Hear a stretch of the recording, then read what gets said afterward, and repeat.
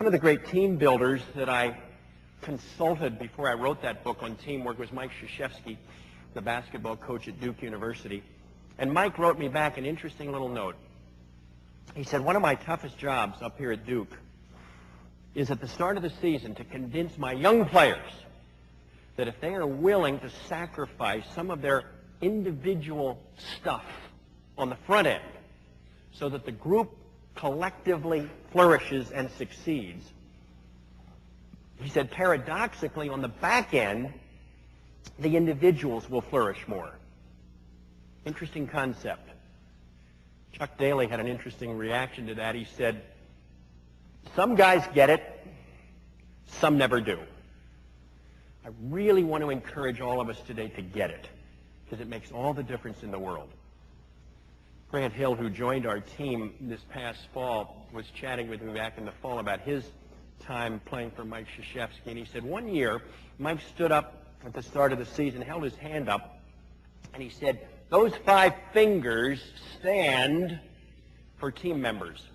He said, that's 5 basketball players. He said, if you hold your hand that way, it's not very effective as a punching instrument. He said, but if you bring it together in a fist, it can create some real damage. He said, for the rest of the year, he said, I want the fist to signify that we're together as a team. He said, keep in mind, however, with that fist, if one finger comes out, you've lost punching effectiveness. If 2 fingers come out, he said, you have no weapon at all again. He said, that is a team. I was reading just this week an interesting statement from Gordon Bethune, the CEO of Continental Airlines. He said, you want your company to run well? Here's an ironclad rule. Get everyone on the same team. Get everyone working for the same goal. Get them to win or lose together. I don't know whether you knew this or not, but at the start of the playoffs every year in Chicago, now in LA, Phil Jackson stands up in front of his team and shares with them the words that Rudyard Kipling wrote years ago in the Second Jungle Book. Now this is the law of the jungle, as old and as true as the sky. And the wolf that shall keep it will prosper. The wolf that shall break it must die. As the creeper that girdles the tree trunk, so the law runneth forward and back. For the strength of the pack is the wolf, and the strength of the wolf is the pack. You probably know the story.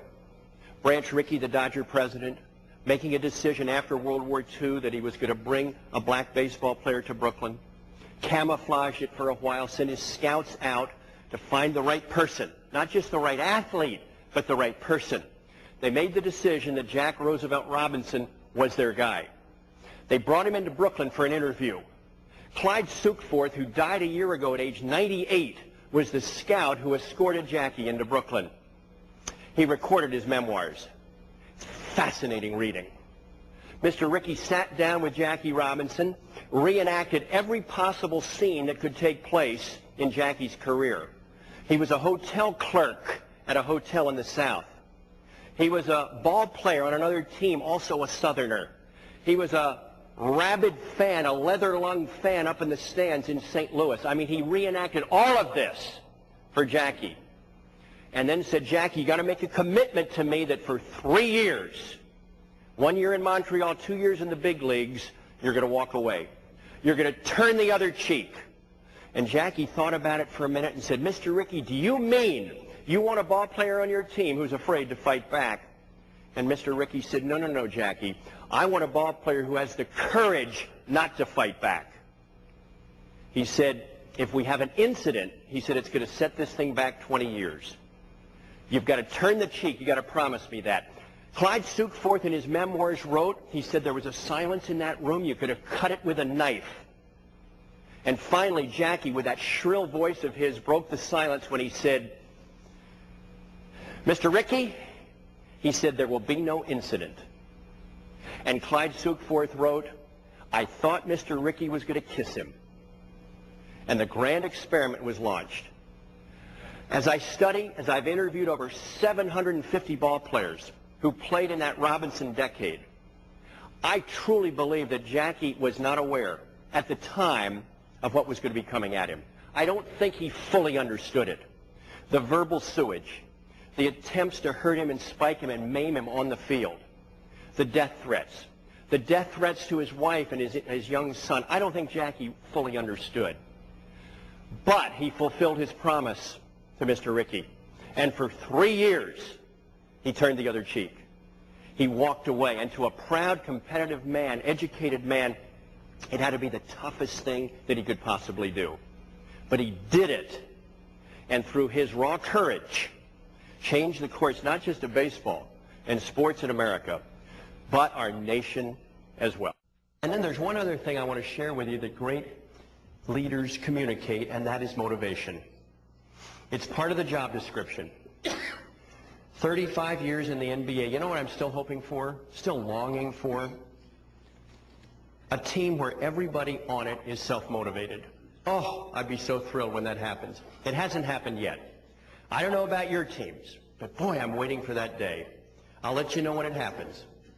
And I'm really hoping to have a family that's all self-motivated. I mean, 19 self-motivated children. Hasn't happened yet. I'm working on it. By the way, that year in which 16 of the kids were teenagers was quite a year. That was the year I realized why some animals eat their young.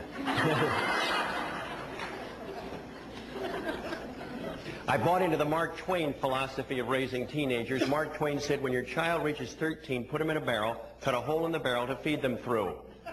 He said, at 16, seal up the hole, said Mark Twain. When 16 teenagers gather around a 16-foot-long dining room table in the morning for breakfast, it's not a pretty sight. And so in those days, I would do anything to get the teenage brain engaged. I went through a period of time where I would have a question of the morning.